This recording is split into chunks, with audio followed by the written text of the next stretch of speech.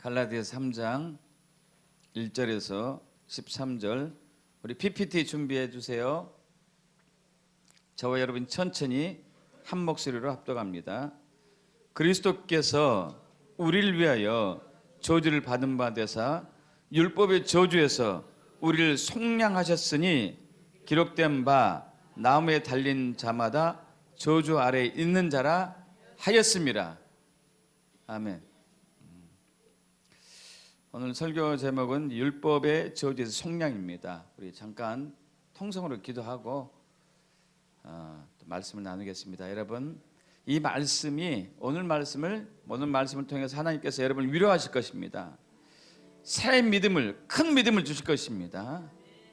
여러분의 모든 것들을 다 아시는 주님께서 돌파할 수 있는 힘과 능력을 주실 것을 믿습니다. 우리 주여 삼창하고 오늘 말씀을 통해서 제가 위로받고 세임받고 돌파할 수 있는 능력이 올 것을 믿습니다. 하늘의 문을 여시고 이 시간 역사해 주시옵소서. 우리 주여 삼창하고 기도하겠습니다. 주여, 주여, 주여. 예, 주님 그렇습니다. 우리 주님은 우리의 위로자이십니다. 우리를 격려하고 힘주시고 용기 주시고 함께 하시는 분이심을 믿습니다. 오늘 진리의 말씀, 생명의 말씀을 통하여서 우리 내면에 깊은 위로를 받기를 원합니다. 심령이 지쳐 있습니다. 영혼이 힘들어합니다. 주님, 생명의 말씀으로 우리에게 힘주시고 위로하여 주시옵소서. 또한 치유하여 주시옵소서. 아버지 하나님, 또한 그리고 이 말씀이 우리에게 능력이 되어서 우리의 모든 역경과 환난과 고난을 돌파하게 하시고 교회로서 소명을 감당할 수 있도록 천국 열쇠를 가동할 수 있는 기름을 부어 주시옵소서. 주님, 한 분 한 분을 이렇게 될 것을 믿습니다. 말씀을 선포한 자에게도 오직 성령의 나타남과 능력으로 선포할 수 있도록 함께 하소서. 감사드리며 우리 주 예수 그리스도 이름으로 기도합나이다. 아멘.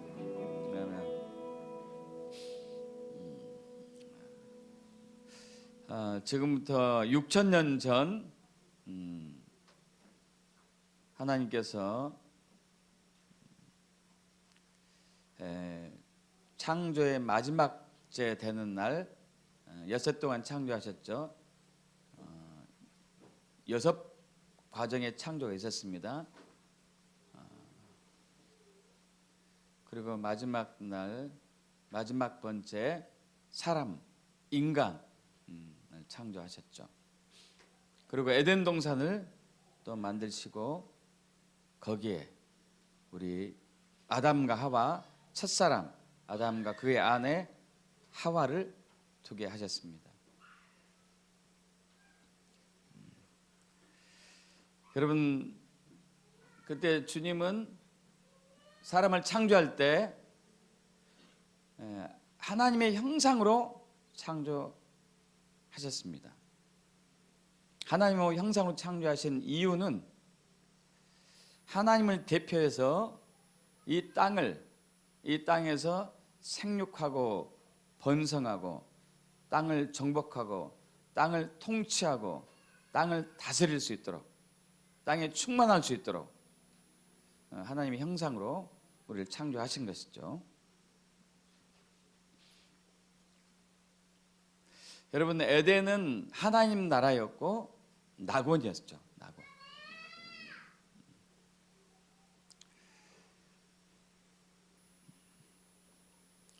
여러분, 에덴이란 이제 글을 히브리어로 원어로 이렇게 분석을 해보니까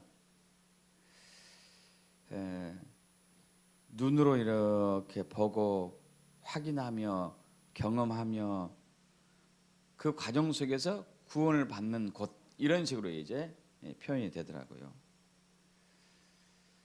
특별히 이제 에덴이란 의미는 주님과 함께하는 곳이 바로 에덴인 줄 믿습니다. 하나님과 함께하는 곳이 바로 에덴이에요. 왜냐하면 예수님께서 십자가에 달려 돌아가실 때 그때 좌우편에 강도들이 있었습니다. 그들도 십자가 형벌을 당했었죠. 근데 오른쪽에 있는 강도가 회개하고 예수를 영접하죠. 그러자 예수님께서 이렇게 말씀하시죠. 누가복음 23장 43절에 내가 진실로 당신에게 말하는데 오늘 당신이 나와 함께 낙원에 있을 거다. 낙원이란 것은, 천국이란 것은, 하나님 나라는 주님이 함께 있는 것을 얘기할 수 있겠습니다. 그렇기 때문에 거기에는 죽음과 사망이 없습니다. 어둠과 저주도 없었죠. 가난고 질병도 없었고요. 고통도 없었고, 그리고 슬픔과 고통도 곡하는 것도 없었고요. 전쟁이나 다툼도 없었고, 수치나 부끄러움도 없었고, 우리는 거절당하는 것에 인하여서 마음이 상하지도 않는 곳이 바로 에덴이었습니다. 늘 생명이 넘치고 빛이 있었고 하나님의 영광으로 충만했었고요.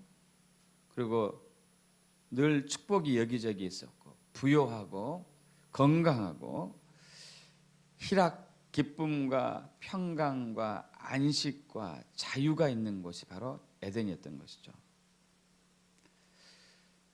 그런데 거기에 이제 거하는 데 있어서 하나님께서 한 가지 명령을 내리시죠.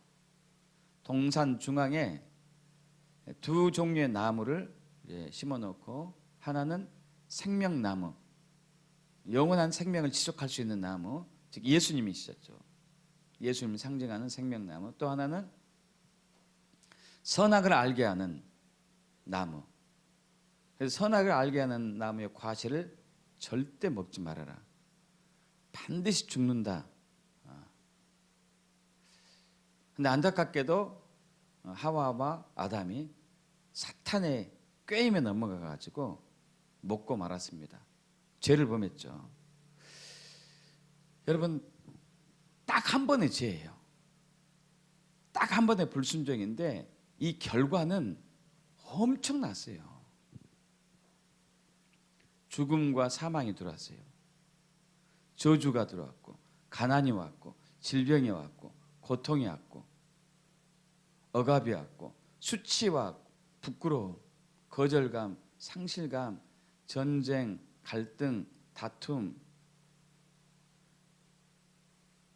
어마어마한 재앙이, 저주가 왔던 것이죠. 그리고 이것이 아담과 하와 대에 끝나지 않고 계속 대물림되고 대물림됐던 거예요. 저는 이 말씀을 준비하면서 이런 생각을 해봤었습니다. 여러분도 한번 그 상상해 보십시오. 아담과 하와가 하나님이 먹지 말란 선악과를 먹고 난 이후에 그처럼 저주받고 그 저주가 대물림 됐다는 것을 100% 알았다면 과연 그 선악과를 먹었을까 먹지 않았을까?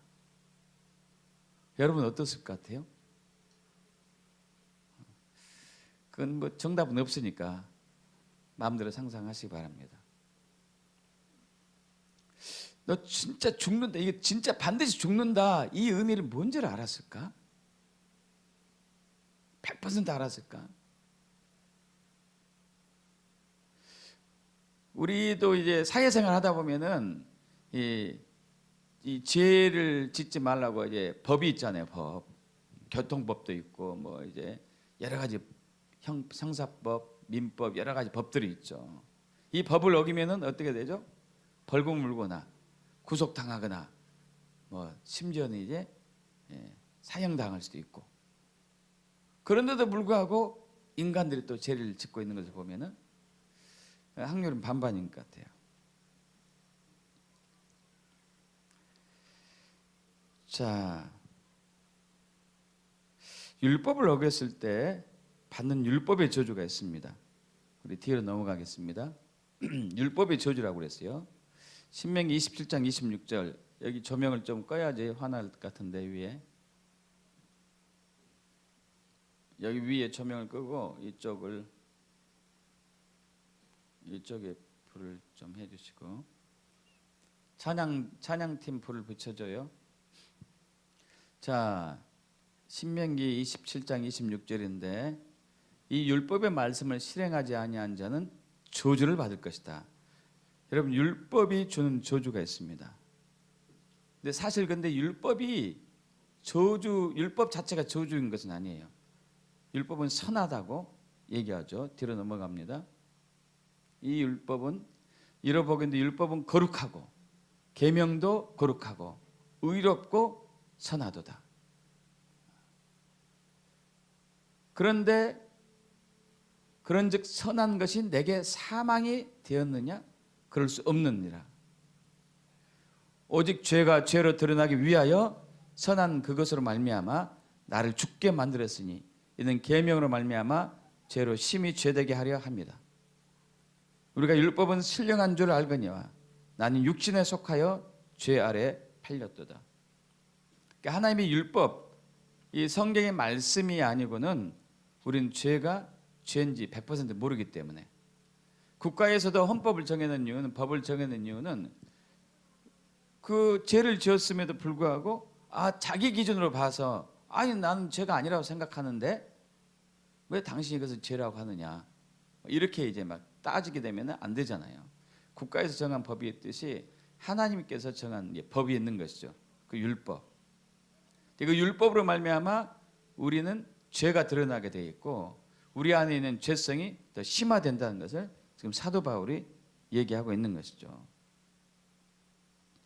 여러분, 이것이 죄로 인해 가지고 율법을 어긴 저주로 인해 가지고 사망과 죽음과 고통과 질병과 가난과 부끄러움과 수치, 이런 모든 것들이, 다툼과 전쟁들이 대물림된다는 거예요.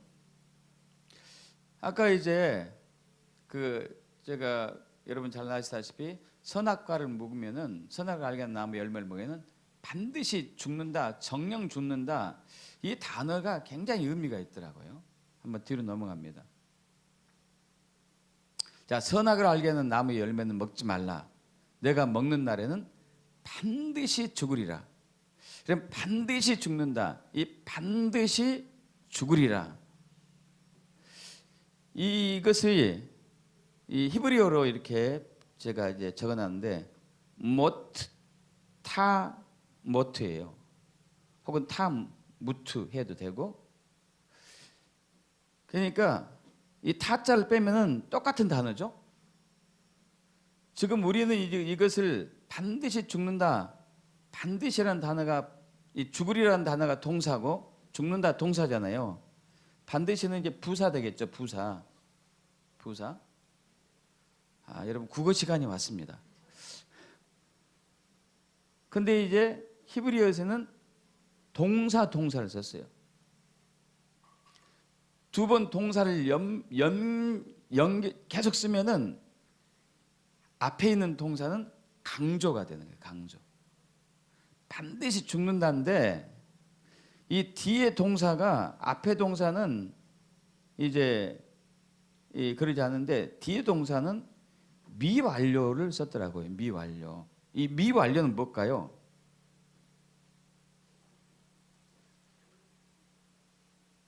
반드시 죽는 것이 어떻게 됐다는 얘기예요? 끝난 거예요? 아니면 안 끝난 거예요? 그럼 죽음이 어떻게 되는 거예요? 계속 죽는 거예요. 계속. 이 죽음이. 선악을 알게 하는 나무의 열매를 먹으면 계속 죽음 상태가 계속 되는 거예요. 죽는 상태가. 그래서 우리가 질병과 고통과 가난과 저주와 고난, 전쟁과 갈등이 끊을 수가 없어요. 왜냐하면 계속 죽음의 사망의 상태에 있기 때문에. 계속 사망이에요. 계속 사망.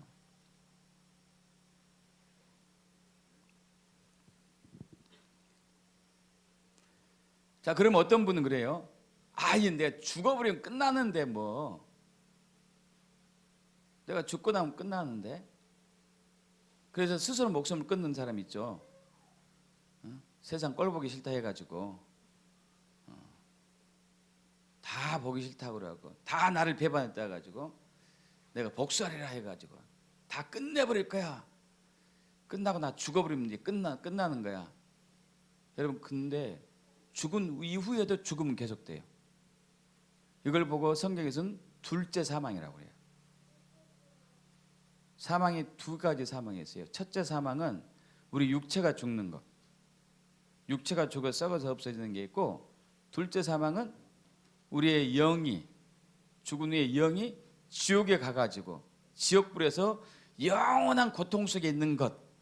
이걸 보고 이제 둘째 사망이라고 그러죠. 이게 이 죽음이 끝나지가 않는 거예요. 여러분, 이해되시죠? 이 죽음은 끝나지가 않아요. 죽어도 죽음 속에 있어요.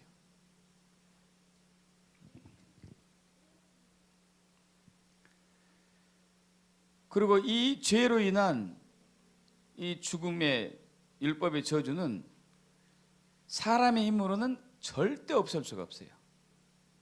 절대.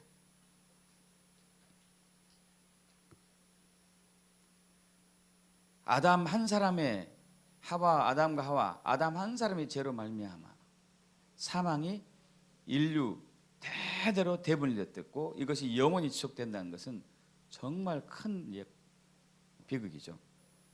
뒤로 넘어갑니다.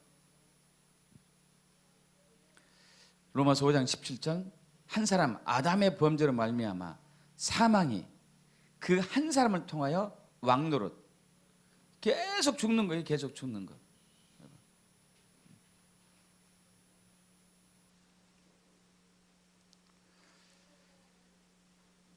왜냐하면 이미 인간의 DNA 속에는 죄성이 있기 때문에 그래요. 아담으로부터 이어져 내려온 죄성이 이미 우리 이 DNA에 있기 때문에 계속 죽음 상태에 있는 것이죠. 여러분, 그런데 놀라운 은혜는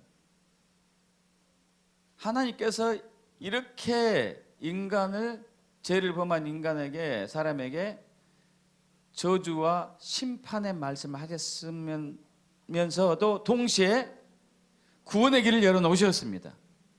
믿습니까? 구원의 길을 열어놓으셨어요.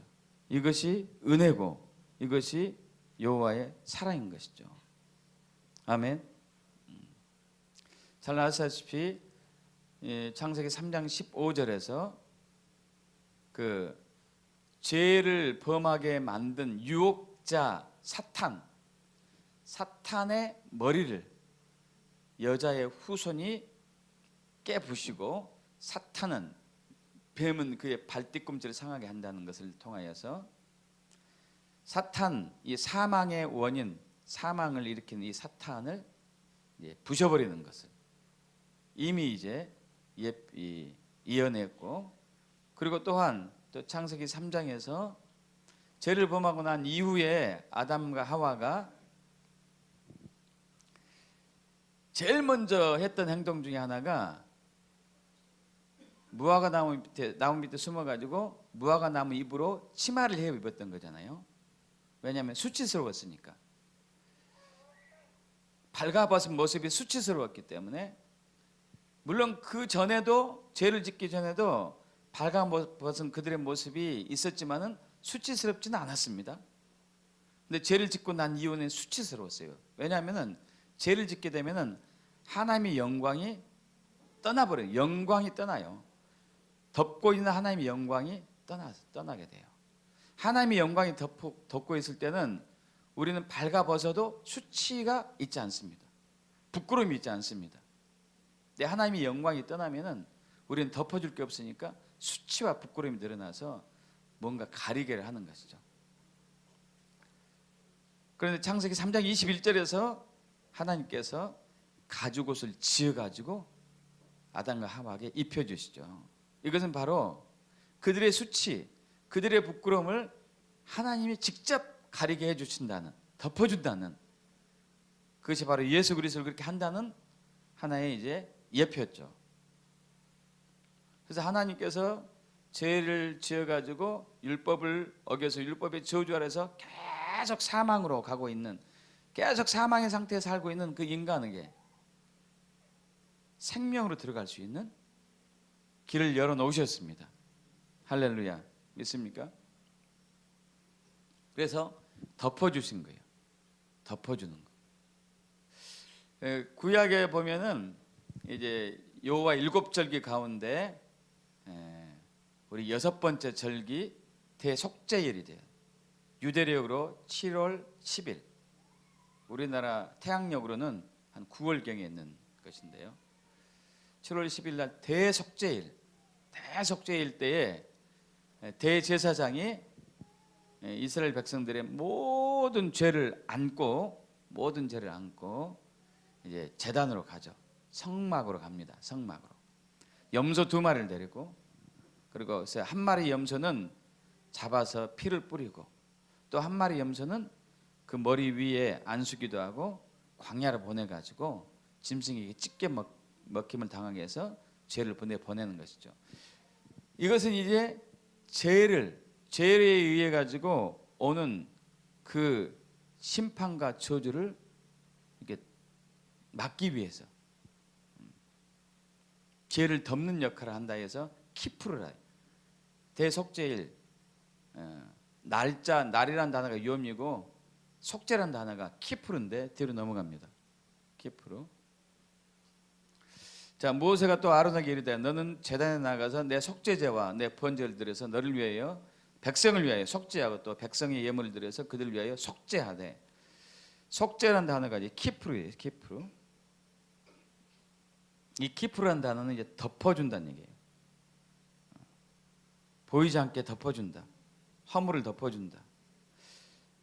그런데 이 죄를 속죄하는 제사는 유효기간이 얼마라고 그랬습니까? 1년. 1년에 한 번씩 계속 해야 되는 거예요. 1년에 한 번씩. 그래서 이 대속죄일은 죄를 기억하게 하는 것일 수밖에 없는 것이죠. 근데 예수님께서 오셔가지고 이제 이렇게 말씀하십니다. 히브리서 9장 26절 뒤로 넘어갑니다. 히브리서 9장 26절. 자, 여기 덮다, 용서하다. 먼저 히브리서 10장 3절 봅니다. 먼저. 그러나 이 제사들, 구약의 제사들이에요. 구약의 제사들에는 해마다 죄를 기억하게 하는 것이 있나니, 구약의 제사, 대속죄일 때 제사를 지내는데 죄가 기억나는 거예요. 이는 황소와 염소의 피가 죄를 없이 하지, 능히 죄를 없이 하지 못한다는 얘기예요. 구약에는 그냥 심판이 유예됐을 뿐이에요. 1년간 연장됐을 뿐이에요. 저주가.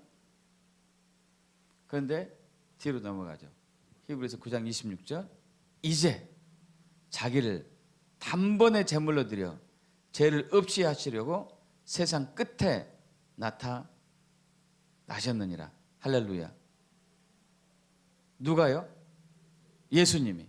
이제 지금 바로 자기를 단번에, 한 번에, 딱 한 번으로, 계속이 아니고, 계속 예수님이 십자가 달려 돌아가신 것이 아니고 구약의 제사처럼 딱 한 번 십자가 달려 돌아가심으로써 죄를 없애는 거죠. 이 세상 끝에 원래는 세대라는 단어가 옳아요. 세대. 자, 그래서 세례 요한은 예수님을 보고 뭐라고 그랬죠? 요한복음 1장 29절 합독합니다. 보라, 세상 죄를 지고 가는 하나님의 어린 양이로다. 그럼 죄에 대해서 사도 바울이 이렇게 얘기합니다. 죄에 대해서 뒤로 넘어갑니다. 이건 없네요. 앞으로 가요. 자, 여러분 잘 아시는 말씀이에요. 로마서 3장 23절에 모든 사람이 죄를 범하였음에 하나님의 영광에 이르지 못하더니, 여러분 아까 이제 아담과 하와가 범죄하고 나서 그들이 맨 먼저 한 행동이 무화과로 치마를 해버렸어요. 수치와 부끄럼 가렸어요. 왜 그랬다고 그랬죠? 죄를 범했으니까 하나님의 영광이 떠나버렸어요. 그래서 로마 사도 바울이 이렇게 얘기해요. 로마서 3장 23절에 모든 사람이 죄를 범하였음에 하나님의 영광이 이르지 못하더니. 죄는 하나님의 영광에 이르지 못하게 하는 거예요. 근데 또 죄를 요한일서 3장 4절에서는 죄를 짓는 자마다 불법을 행하나니 죄는 불법이다 하고 또 정의를 내렸죠. 이 불법이라는 단어가 아노미아라는 단어인데 법을 위반한 거죠. 당연히 법이 없이 사는 것. 여러분, 근데 죄는 이제 두 종류가 있다고 우리는 알고 있습니다. 무슨 죄가 있죠? 크게 원죄하고 자범죄가 있어요. 원죄, 자범죄. 원죄는 아담과 하와가 지었던 이 불순종, 불법의 죄, 계속 사망의 상태에 있는 이 죄, 이 죄가 아담과 하와로부터 계속 대물림되는 거예요. 영원 무궁토록. 이 원죄가 있고, 자범죄는 매일 살면서 우리가 짓는 죄들을 이 자범죄라고 하는 것이죠. 여러분, 그래서 중들이 그 절에 가가지고 목탁 두들면서 수행을 아무리 몇십 년 해도 원죄는 없어지지 않아요. 절대. 세상에 어떤 사람도 아무리 착한 일을 많이 해도 죄는 없어지지 않습니다. 왜냐하면 이미 우리의 DNA 속에 죄성이 있기 때문에 그래요. 사망의 상태가 계속 가는 거죠. 반드시 죽는 모트 타모트, 계속 죽음의 상태가 있는 거예요. 죄는 절대 없어지지 않습니다. 어느 누구도 없앨 수 없는데 하나님이 정하셨어요. 하나님 자신이 예수를 이 땅에 보내셔가지고 인류의 모든 죄를 안고 율법의 저주를 예수님이 받음으로써 이를 믿는 자마다 사하는 은혜가 있는 것이죠. 믿습니까? 아멘.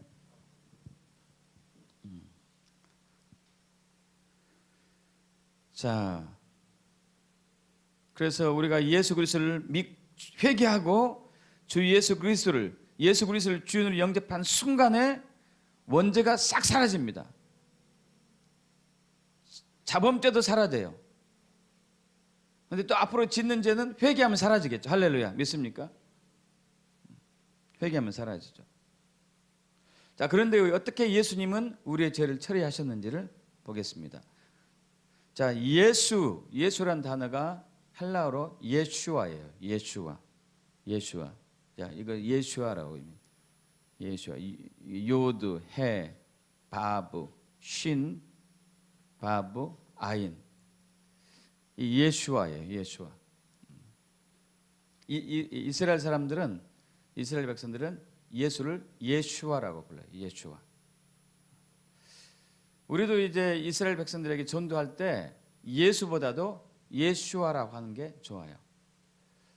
지저스라기보다도 예슈아라고 하는 게 굉장히 좋아요. 저들은 예수아로 그리스도를 이제 이해하고 있기 때문이기도 하고, 지난 2000년 동안 기독교가, 특히 카톨릭이 예수란 이름으로 유대인들 많이 학대했거든요. 저들은 예수를 싫어해요. 예수란 이름을. 왜냐하면 저들이 구원이라는 단어가 아니었어요.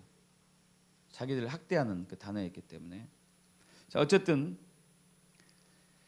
자, 예수라는 단어는 그가 구원할 것이다, 여호와는 구원이시다, 이런 의미인데, 이 단어 하나를 풀이하다 보면은, 자, 이게 이제 손이고 보라, 못 박힌 하나님, 손을 보라, 못 박힌 하나님, 손에 못 박힌 하나님 보라. 이거 예언적인 의미죠. 예언적인 의미.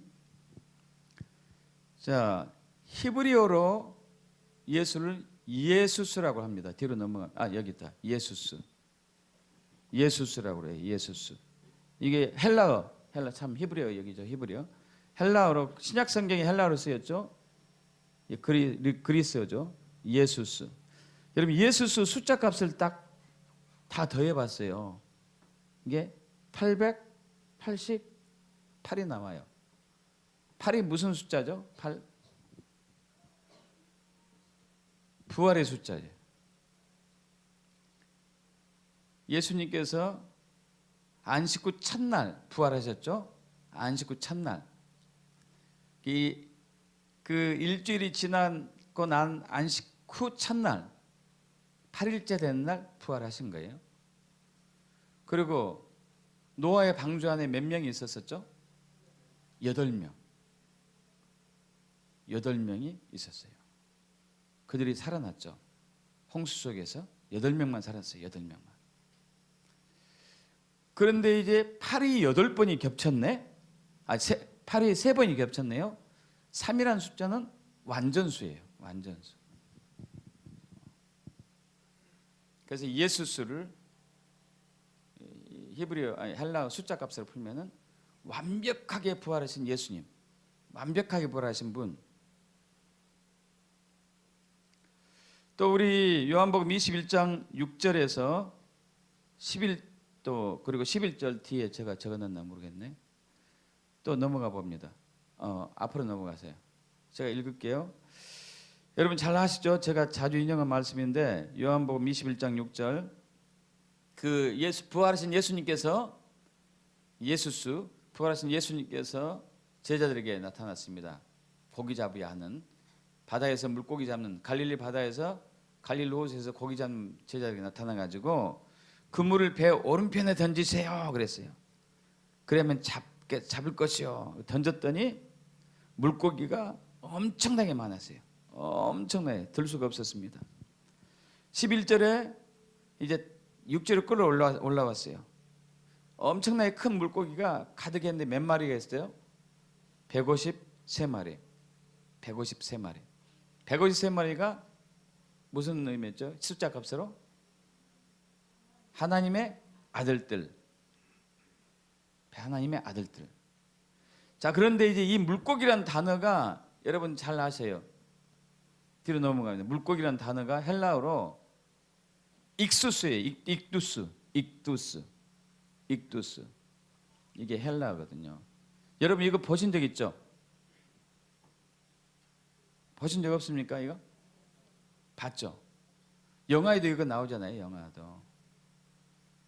이제 초대 기독교인들이 초대교회 기독교인들이 로마의 그 탄압을 학살을 피해 가지고 숨으면서 신앙생활할 때 이 물고기를 그려놓고 서로 이제 암호 표시로. 근데 이게 이 물고기가 익두스래. 익두스.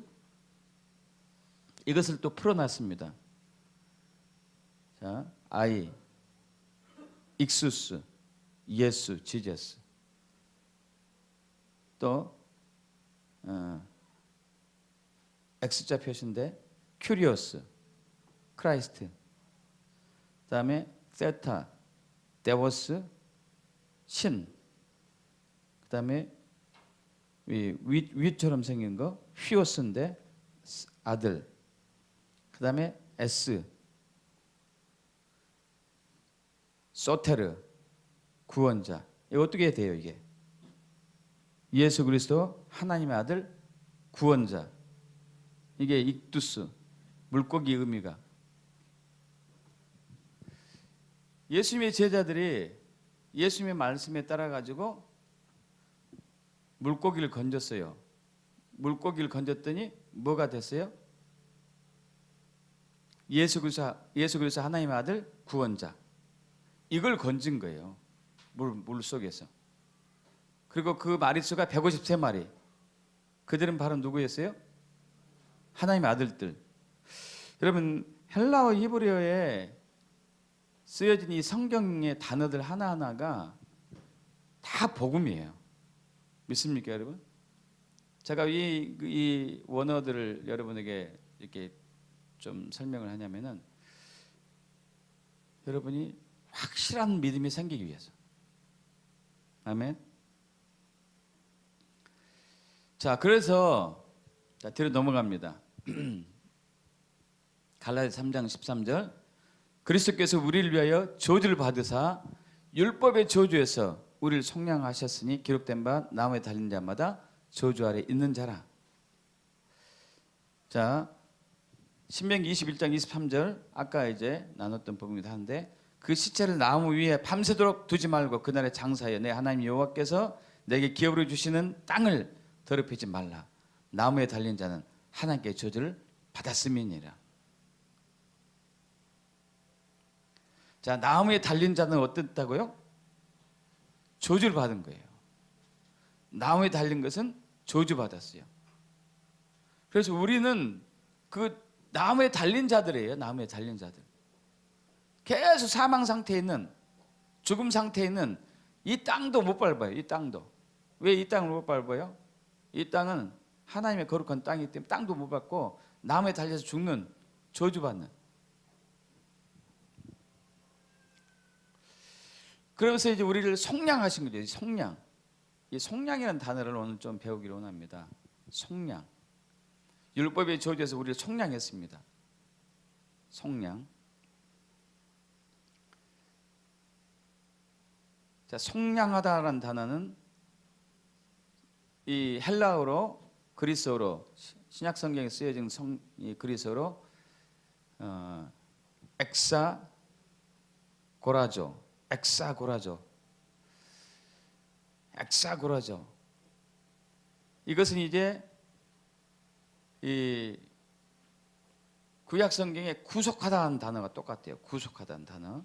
뒤로 넘어갑니다. 예. 나의 반석이요 나의 구속자이신 여호와여, 내 입의 말과 마음의 묵상이 주님 앞에 연락되기를 원하나이다. 이 구속자는 고알이라고 그러는데, 고알. 구속하다 단어에서 나왔어요. 동사에서 가알이라고 그러거든요. 가알. 속량하다, 구속하다 이런 의미입니다. 히브리어 가알, 구속하다 단어하고 아까 속량하다, 율법의 저주에서 우리를 속량했다, 헥사고라죠. 이게 똑같은 의미예요. 똑같은 의미입니다. 나무에 달린 자마다 저주를 받는다 그랬죠. 그리고 율법의 저주에서 우리를 해방했다 이거예요. 아니에요? 그죠? 율법의 저주에서 우리를 속량하셨으니 나무에 달린 자마다 저주 아래 있는 자라. 근데 너무 신기한 게요. 뒤로 넘어갑니다. 제가 이것을 위치를 잘못해 놨네요. 이게 이제 가알이라는 단어예요. 가알. 히브리어로 가알. 김멜, 알레프, 라메드, 가알이라는 단어인데 이게 가알이 지워졌네요. 자, 그러면 이 김멜이라는 알파벳하고 L을 뭐라고 그러죠? 히브리어로? L? 많이 들어봤죠? L. 하나님. 엘로힘. 하나님 L 단어하고 김멜이라는 단어가 합해가지고 가알이라는 단어가 됐어요. 가알. 이해 가시죠? 두 단어가 합해서 가알이 됐어요. 구속하다, 속량하다 단어를 지금 설명하기 위해서 그래요. 자, 그런데 이 L은 뭐라고 그랬어요? L? 하나님. 김멜은, 이 겟멜이라는 알파벳은 들어 올리다는 뜻이에요. 누가 들어 올려줘요? 예수님이. 가알이라는 뜻 속에, 구속하다는 뜻 속에 하나님이 들어 올려졌다는 뜻이 들었어요. 이해 가세요, 여러분? 그래서 요한복음 3장 14절, 모세가 광야에서 뱀을 든 것 같이 인자 예수 들려 하리니 이는 그를 믿는 자마다 영생을 얻게 하려 하심이라. 할렐루야. 있습니까?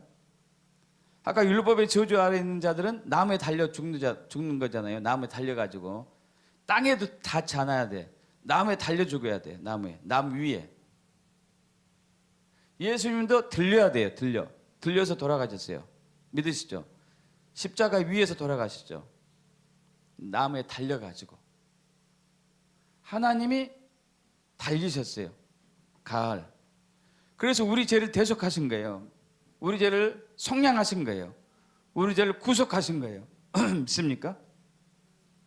지금 속량하다는 단어, 구속하다는 단어를 지금 설명하고 있어요. 이해 가시죠? 예수님이 나무에 들리셨습니다. 그래서 거기 죽으셨어요. 율법의 저주를 받으신 것이죠. 가을이라는 단어, 구속하다, 속량하다, 이 단어가 긴멜, 들려 올려진다. 하나님이 들려 올려지다. 그래서 우리 대신해서 우리 죄를 대신해서. 할렐루야. 자, 그런데 이제 이 가을이란 이 구속하다, 속량하다는 의미가 세 가지 의미가 있어요. 뒤로 넘어갑니다. 세 가지. 자, 가을, 구속하다, 속량하다는 의미가 첫 번째, 대가를 지불하고 노예로부터 구하는 것. 자, 우리가 율법을 어겼습니다. 아담이. 그래서 계속 지금 사망으로 가고 있어요. 사망으로. 반드시 죽는다. 미완료형이에요. 이게 죽음의 상태가 계속 가고 있습니다. 근데 이러한 우리를 그 죄의 대가를 지불하고 구하는 것. 할렐루야. 속량하다, 구속하다 뜻이 이 뜻이 있어요. 가을이라는 뜻이. 두 번째, 이것만 있는 게 아니고 이 두 번째, 세 번째는 비슷한 건데 정말 중요한 거예요.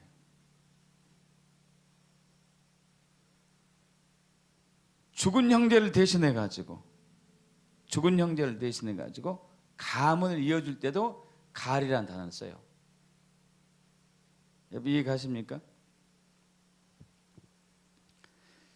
자, 레위기 25장 25절에 만일 내 형제가 가난하여 그의 기업 중에서 얼마를 팔았으면, 자, 기업 땅을 팔면 안 돼요. 이스라엘 백성들 땅을 팔면 안 됩니다. 근데 너무 가난해 가지고 땅을 팔았어요. 자, 그 가까운 기업 물을 자가 와서 그 형제가 판 것을 물을 것이요 그랬어요. 뒤로 넘어가면 있나 모르겠네. 제가 적어놨나? 자, 만일 내 형제가 가난하여 그의 기업 중에서 그 땅이 하나님이 주신 땅이죠. 얼마를 팔았으면 그에게 가까운 기업 물을 자, 가할, 구속할 자, 속량할 자가 와서 그 형제가 판 것을 물을 것이요. 내가 너무 가난해요. 너무 가난해가지고 내 땅을 팔았습니다. 그런데 내 형은 없으니까 동생이 와가지고, 남동생이 와가지고 그 땅을 대신 사는 거예요. 왜 이렇게 하죠? 유업이 계속 이어져야 되니까. 할렐루야. 다시 앞으로 갑니다. 다시 앞으로. 자, 죽은 형제를 대신해서 가문의 유업을 이어가야 돼요. 유업을 되찾아가야 돼요. 이게 가을, 구속하다, 속량하다 이 의미가 있어요. 자, 뒤로 넘어갑니다. 뒤로 넘어가고요. 자, 그래서 사도행전 26장 18절, 그 눈을 뜨게 하여 어둠에서 빛으로 사탄의 권세에서 하나님께로 돌아오게 하고 죄 사함과 나를 믿어 거룩하게 된 무리 가운데서 기업을 얻게 하리라 하더이다. 할렐루야. 여러분, 우리가 구속하다, 속량하다, 구원받다 이런 의미가 단지 죄에서 용서받았다 이걸로 끝나서는 안 되고 다시 기업을 회복한 거예요. 믿습니까, 여러분?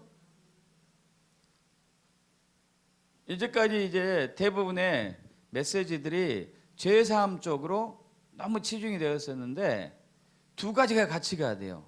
죄사함도 있지만 다시 우리는 기업을 얻었어요. 믿습니까? 하나님의 유업, 이따가 설명하겠는데 하나님의 유업, 기업을 얻었어요. 자, 아담과 하와가 사탄의 게임에 넘어가가지고 죄를 범한 순간에 모든 저주가 다 들어왔다고 그랬습니다. 사망과 죽음과 또 징계와 그리고 가난과 질병과 고통과 전쟁과 갈등과 수치와 부끄러움 이런 모든 저주들이 다 돌았는데 이것뿐만 아니고 유업도 사라졌어요. 유업. 하나님 주신 유업 이것도 다 사라졌어요. 이것은 사탄에게 뺏겼죠. 사실은 사탄에게. 그런데 예수님께서 우리 대신 율법의 저주를 받아가지고 남에 달려 돌아가신 분이 돼가지고 구속해서 속량해가지고 죄 사함뿐만 아니고 죄 사함과 여기 죄 사함뿐만 아니고 뭐까지요? 유업을 얻게 하리라. 여러분 얻게 하다 단어가 헬라어 람바노인데 이것도 놀라운 것이 있더라고요. 동사, 부정사, 과거형. 할렐루야. 이거 원래는 현재형이나 미래형을 써야 되지 않겠어요? 그죠? 예수 믿으면은 기업을 얻어질 텐데 과거형을 썼어요. 과거형. 여러분 이것은 이미 끝나버린 거예요. 우리는 기업을 이미 얻었어요. 이미. 할렐루야. 잃어버린 기업이 이미 얻어졌다 이거예요. 앞으로 얻을 게 아니에요. 앞으로 얻을 게. 자, 뒤로 넘어갑니다. 자, 갈라디아 4장 7절 합독합니다. 그러므로 내가 이후로는 종이 아니요 아들이면 하나님 아니면 유업을 받을 자 아니라. 할렐루야. 여러분 이 유업이 저와 여러분의 것이에요. 이 유업에 대해 설명할 텐데, 기업에 대해 설명할 텐데 이 유업이 얼마나 중요한지 여러분 알아야 돼요. 죄사함뿐만 아니고 유업이 있어요. 유업이. 저와 여러분 유업. 자, 또 뒤로 넘어갑니다. 합독합니다. 로마서 8장 17절. 자녀이면 또한 상속자, 곧 하나님의 상속자요 그리스도와 함께한 상속자니. 상속자는 어떤 사람이에요? 아버지의 것을 유업으로 물려받는 사람, 아버지의 기업을 되물려받는 사람. 할렐루야. 그래서 예수님께서 십자가에 달려서 율법의 저주로 말미암아 남에 달려 돌아가신 분 말미암아 우리는 죄사함뿐만 아니고 유업을 잇는 자, 가문의 기업을 잇는 자, 상속자가 되었습니다. 할렐루야. 기업, 유업을 상속받았어요. 이 기업이 뭘까요, 여러분? 이 유업이 뭘까요? 하나님 나라예요. 이게 하나님 나라예요. 자, 여기는 안 적어졌는데 계시록 21장 좀 펴보십시오. 계시록 21장 1절에서 7절까지 너무 길어가지고 여기에 이제 적을 수 없었습니다. 계시록 21장 1절에서 7절 신약 성경 맨 마지막에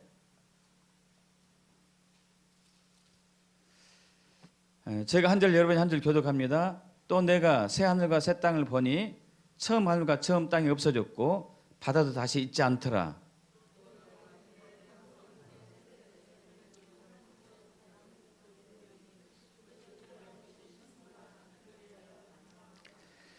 내가 들으니 보호자에서 큰 음성이 나서 이르되 보라 하나님의 장막이 사람들과 함께 있음에 하나님이 그들과 함께 계시리니 그들은 하나님의 백성이 되고 하나님이 친히 그들과 함께 계셔서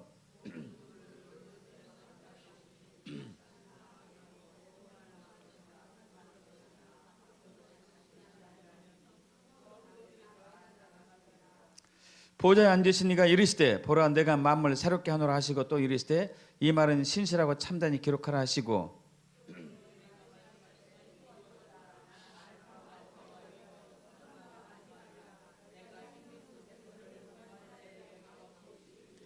자, 여러분 지금 계시록 21장 1절에서 6절까지는 어떤 내용이죠? 어떤 곳이에요? 이거 뭘 얘기하죠?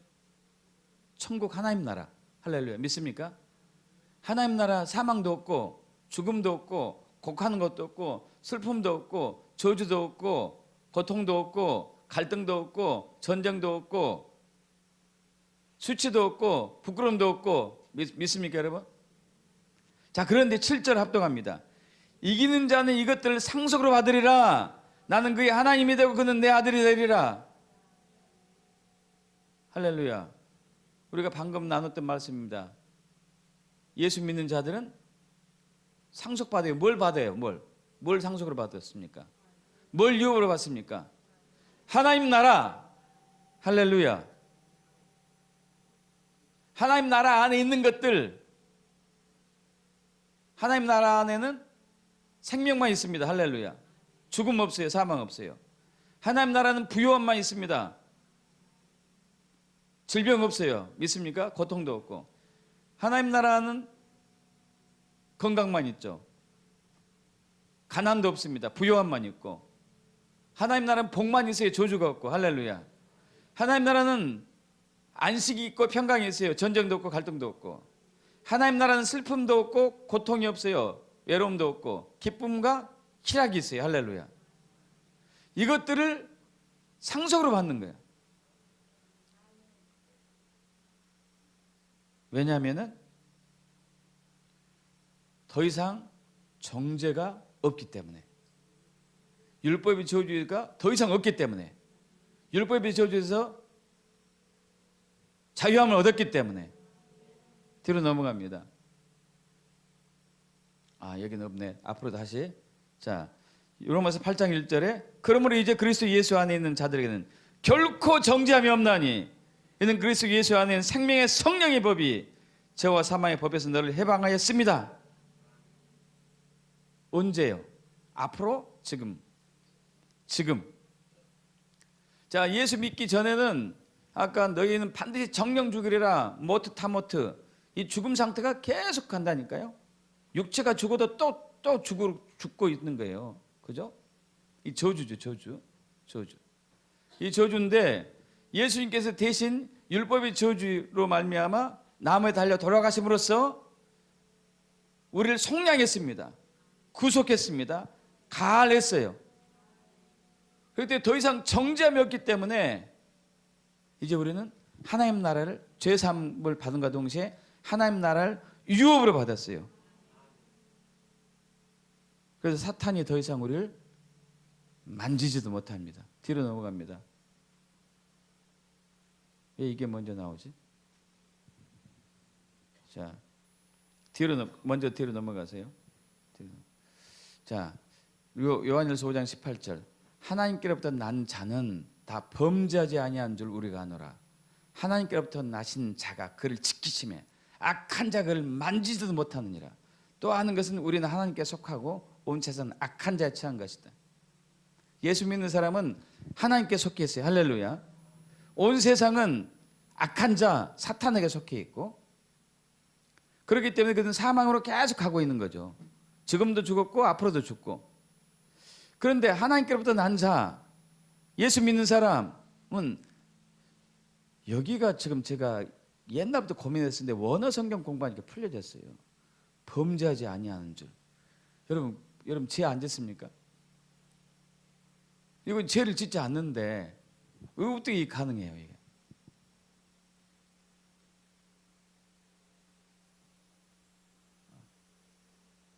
그죠? 우리 자범죄 매일 짓고 있잖아요. 근데 여기 범죄하다는 단어는 하마르타노인데, 하마르타노, 이것은 원죄를 얘기해요. 할렐루야. 원죄. 더 이상 원죄는 짓지 않아요. 이해 가세요, 여러분? 아까 이제 죄는 불법이다. 요한일서 3장 4절에 죄는 불법이다. 이 죄란 단어는 하마르티아, 이 하마르타노, 하마르티아, 이 죄란 단어는 원죄를 얘기해요. 원죄가 사라졌어요. 원죄가. 믿습니까? 여러분, 자범죄는 있어요. 예수 믿는 사람들은 매일 짓는 죄는 있다니까요. 근데 원죄는 더 이상 없어요. 할렐루야. 원죄가 더 이상 없어요. 그래서 죄를 더 이상 짓지 않는데, 그래서 이런 고민하는 사람도 있다니까요. 저도 그 전에 막 가끔 고민했는데, 나쁜 짓 하잖아요. 여러분, 나쁜 짓 하지 않습니까? 나쁜 짓 하고 나면 늘 꺼리끼는 게 뭐죠? 야, 내가 천국 이래서 갈 수 있나? 그러지 않아요? 근데 아니에요. 죄를 짓지 않는데요. 왜 죄를 짓지 않죠? 하나님께로부터 나신 자가 그를 지켜주기 때문에. 믿습니까? 사탄이 접근도 하지 못하게 예수님이 우리를 지키시기 때문에. 믿습니까? 더 이상 아담이 지은 죄는 짓지 않는다는 얘기예요. 영원히 죽는 죄, 대물림 된 죄, 이건 짓지 않는다는 얘기예요. 더 이상. 그럼 죄에서 자유하기를 축복합니다. 그래서 우리가 해야 할 일은 자범죄만 회개하면 되는 거예요. 믿습니까? 자범죄 회개하면 되는 거죠. 자범죄. 죄를 지었어요. 누구 미워하지 말라고 했는데 막 눈깔질하면서 미워했어요. 그럼 어떻게 해야 돼요? 회개하면 되잖아요. 그죠? 욕하지 말라고 했는데 막 욕을 사정없이 했네. 그거 어떻게 해야 돼요? 회개해야 되는 거예요. 회개. 그럼 죄가 없어지는 거예요. 믿습니까? 없어지는 거죠. 여러분 너무나 은혜로운 말씀 아니에요? 저는 이 말씀을 딱 깊이 깨닫고 나서 얼마나 자유한지. 저도 목회자지만 죄 짓잖아요. 그죠? 그래서 이렇게 죄 져가지고 뭐 나중에 천국도 그냥 가나? 부르심 내가 감당할 수 있을까? 그러는데 아니란 얘기예요. 할렐루야. 믿습니까? 예수님이 저와 여러분 지켜주세요. 눈동자같이 지켜주십니다. 믿습니까? 더 이상 원죄 짓지 않도록. 할렐루야. 네. 그래서 악한 자 사탄이 그를 만지지도 못한대. 만지다, 합토란다는데 직설법, 현재형, 중간태. 자, 넘어가겠습니다. 자, 그래서 에베소서 1장 3절 보십시오. 합독합니다. 찬송하리로다. 하나님 곧 우리 주 예수 그리스도의 아버지께서 그리스도 안에서 하늘에 속한 모든 신령한 복을 우리에게 주시되, 어디에 있는 복입니까? 하늘에 속한 하나님 나라에 있는 거. 할렐루야. 우리가 유업으로 뭘 받았다고요? 하나님 나라. 기업으로 하나님 나라를 상속자로 상속받았다고요. 여러분 이 땅에 있는 것을 우리가 받기를 사모하면 안 돼요. 왜 그래야 되죠? 땅에 있는 것은 썩어지 없어질 것이니까. 그러지 않습니까? 하나님 나라 안에 있는 것은 영원한 거잖아요. 믿습니까? 영원한 거. 이 영원한 것을 우리에게 주시되, 이 주다한 단어가 또 은혜의 단어예요. 헬라로 율로게오인데 동사, 분사, 에라 과거네. 뭔 소리예요? 현재형도 아니고 미래형도 아니고 이미 주어졌어요. 할렐루야. 믿습니까? 여러분 안에 하늘에 있는 속한 예수 안에 있는 영적인 복들 이미 주어졌어요. 그래서 우리는 기도할 때 어떻게 기도해야 될까요? 하나님께 청구서를 내밀어야 돼. 청구서. 그러니까 하나님이 우리에게 빚을 졌어. 빚을. 하나님, 나의 주인인 것은 아시겠는데 약속의 말씀대로 하늘에 속한 것 이미 줬다고 얘기하지 않았습니까? 나는 그것을 원합니다. 내 가족을 낫게 해 주옵소서. 할렐루야. 나의 필요를 채워 주옵소서. 이거 청구야, 청구. 믿습니까, 여러분? 우리는 양자의 영, 아들의 영을 받았기 때문에 청구하는 거죠. 종이라면 우리는 그렇게 못하죠. 종이라면.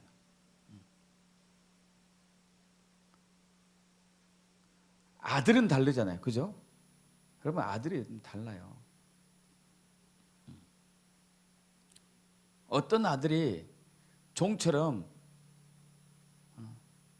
사장님 제발 저 좀 도와주세요 이렇게 하겠어요. 그죠? 당당해 와가지고, 저도 세 자녀를 키웠지만은 그들은 항상 저에게 당당하더라고. 뭘 달라 해도 당당한 거야. 내가 빚을 진 사람 같아. 이거 대주세요, 저거 대주세요. 안 하면은 내가 미안하는 거예요. 하나님도 그러신 거예요. 믿습니까, 여러분? 이 속량으로 구속함으로 가할로 돼서 받은 은혜가 얼마나 큰지, 얼마나 귀한 것인지, 얼마나 온전한 것인지. 자, 근데 이것들이 왜 과거형을 썼냐면요, 뒤로 넘어갑니다. 곧 창세전에 그리스도 안에서 우리를 택하사 우리를 사랑하사 그 앞에 거룩하고 흠이 없게 하시려고 그 기쁘신 뜻대로 우리를 예정하사 예수 그리스도 말미암아 자기의 아들들이 되게 하셨으니 이는 그를 사랑하는 자 안에서 우리에게 거저 주시는 바 그 은혜의 평강을 찬송하려는 것이라. 우리는 그리스도 안에서 그의 은혜의 풍성함을 따라 그의 피로 말미암아 속량 곧 제사를 받았느냐. 할렐루야. 지금 속량에 대해서 계속 설명하고 있는 거죠. 속량에 대해서. 제사함과 하나님 나라를 유업으로 받는 거. 언제예요? 언제부터? 창세 전부터. 저와 여러분 태어나기 전부터. 믿습니까? 이미 예정됐다는 것이죠. 그래서 뒤로 넘어가죠. 에베소 1장 11절 합독합니다. 모든 일을 그의 뜻대로 결정대로 일하시는 이의 계획을 따라 우리가 예정을 입어 그 안에서 기업이 되었으니 할렐루야. 뭐가 됐어요? 기업이 됐어요. 기업이 되었으니 여기 보지 말고 기업이 되다 클레로 헬라어로 동사 과거형일까요? 현재형일까요? 미래형일까요? 공부를 잘하는 사람이면 과거형으로 나오네. 이미 됐는 거야. 믿습니까? 이미. 할렐루야. 하늘의 것. 여러분 그래서 예수님 우리에게 주기도문을 가르쳐 주셨던 게 바로 그 이유예요. 주기도문의 내용이 어떻게 되죠? 하늘에 계신 우리 아버지시여 이름이 거룩히 여김을 받으시며 나라의 임하옵시며 하나님 나라가 이 땅에 임하기를 원합니다. 그 전에 먼저 나에게 임하기를 원합니다. 믿습니까? 우리는 상속자니까 기업을 물려받았기 때문에 우리는 유업을 물려받은 자이기 때문에 하나님 나라가 내 안에 임하기를 원합니다. 언제? 지금. 근데 하나님 나라 안에 뭐가 있어요? 신령한 복들, 넘치는 복들 있지 않습니까? 생명이 있고 부요함이 있고 건강함이 있고 기쁨이 있고 희락이 있고, 기쁨과 희락은 똑같으니까 둘 중 하나 빼세요. 자, 안식이 있고 자유함이 있고 영광이 있고 할렐루야. 우리 안에 임하기를 원합니다. 믿습니까? 주기도문 할 때 그런 의미로 하셔야 된다는 얘기예요. 주기도문 할 때. 뒤로 넘어갑니다. 마지막으로 보시죠. 그러면 너희 이렇게 기도하라. 하늘에 계신 우리 아버지시여 이름이 거룩히 여김을 받으시오며. 자, 제가 여기 외에는 나머지는 전부 이 기도하라 이것도 동사인데 이 밑에도 다 동사예요. 동사만 줄을 쳐놨습니다. 하늘에 계신 우리 아버지시여 이름이 거룩히 여김을 받으시오며 나라가 임하오시오며 뜻이 하늘에서 이루어진 것 같이 땅에서도 이루어지이다. 오늘 우리에게 일용할 양식을 주시옵고 우리가 우리에게 죄진 자를 사해 준 것 같이 우리 죄를 사하여 주시옵고 우리를 시험에 들게 하지 마시옵고 다만 악에서 구하시옵소서. 자, 여기가 시제를 제가 지금 여러분에게 이제 물어볼게요. 이 시제는 무슨 시제일까요? 과거형, 현재, 미래형. 이렇게 기도하라 그러니까 현재형. 똑똑합니다. 그럼 나머지 받으시오며 임하시오며 이루어지이다 주시옵고 사해 준 것 같이 사해 주시옵고 들게 하지 마시옵고 구하시옵소서. 이 시제는 뭐예요? 뭘까요? 과거형, 현재형, 미래형.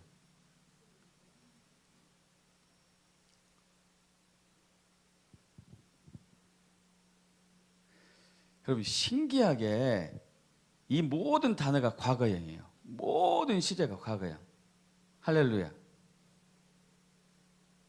현재형도 아니고 미래형도 아니고 과거형. 왜? 이미 우리에게 주어졌기 때문에 주어진 것을 우리는 청구하는 거예요. 청구하는 거. 할렐루야. 믿습니까? 이미 나에게 주어졌으면 내가 믿고 청구합니다. 주님, 하늘에 있는 생명이 지금 내 안에 임하기를 원합니다. 죽어가는 사람 앞에서 하늘에 있는 생명이 지금 이 사람에 임하기를 원합니다. 믿습니까? 질병에 걸린 사람 앞에서 하늘에 있는 건강함이, 하나님 나라에 있는 건강이 지금 이 사람에 임하기를 원합니다. 건강할지어다. 가난한 사람 앞에서 주님, 하늘에 있는 부유함이 지금 이 사람에게 임하기를 원합니다. 부유하게 될지어다. 수치와 부끄러움이 많은 사람 앞에서 하늘에 있는 영광이 지금 이 사람에게 임하기를 원합니다. 할렐루야. 영광이 임할지어다. 믿습니까, 여러분? 율법의 저주에서 속량을 받았다는 것은 어마어마한 거예요. 그래서 매일매일 우리는 이 믿음으로 살아가시면 돼요. 믿습니까, 여러분? 율법을 어긴 자, 율법이 저주가 임해요. 사망과 죽음과 질병과 고통과 가난과 수치와 부끄러움과 전쟁과 이런 형벌들이 임하죠.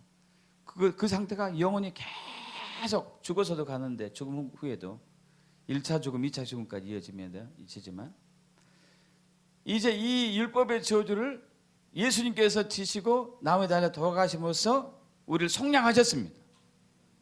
구속하셨어요. 가할하셨어요. 할렐루야.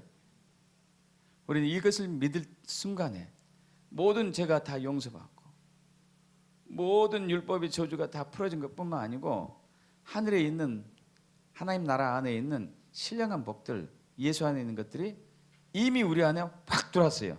할렐루야. 믿습니까? 우리 이 믿음으로 매일매일 기도하면서 살아가시면 돼요. 그렇게 될 축복합니다. 할렐루야. 아멘. 여러분 기도합시다. 감사기도 하면 좋겠죠. 감사기도. 여러분 각자 입으로 감사기도 하십시오. 율법의 저주에서 영원히 죽은 우리를 구원하여 주셨음 진심으로 감사합니다.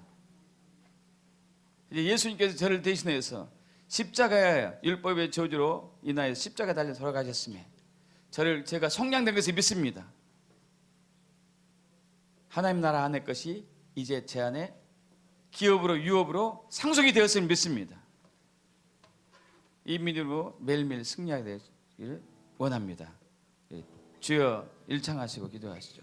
주여, 예 그렇습니다. 아담과 하와가 지은 죄로 말미암아서 우리는 율법의 저주가 대물림 되었습니다. 영원하게 대물림 되었습니다. 사망이 계속되었습니다.